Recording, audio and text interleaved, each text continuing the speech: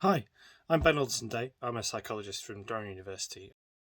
Presence, the strange science and true stories of the unseen other. Hopefully the next 2 minutes will be pretty painless because thankfully my book's really interesting, so you're really going to enjoy it once you buy it. Don't forget to do that bit.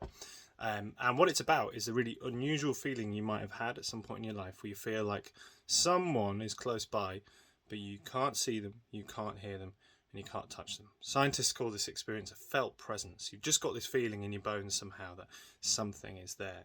Now, you might think that's something like out of a ghost story, or might be something that just happens to people who are struggling, with their mental health in some way. But actually, this happens absolutely all over the place, and that's what I try and explore in the book.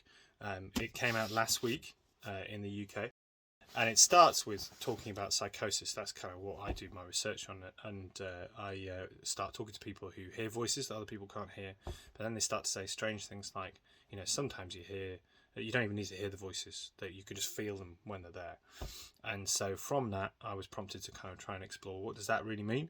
And I started doing research into things like bereavement and grief. Sometimes people have experiences in that context.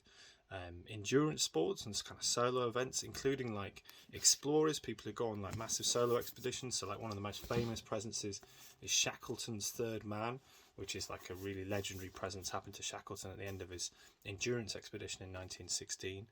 And so we kind of delve into what really happened there, whether we can work out whether he was hallucinating or not, or something else, something more unusual. But also we know that these experiences occur as a result of kind of changes to the brain, things like that, when you start to get weird like doppelganger effects, like in Dostoevsky's The Double as well.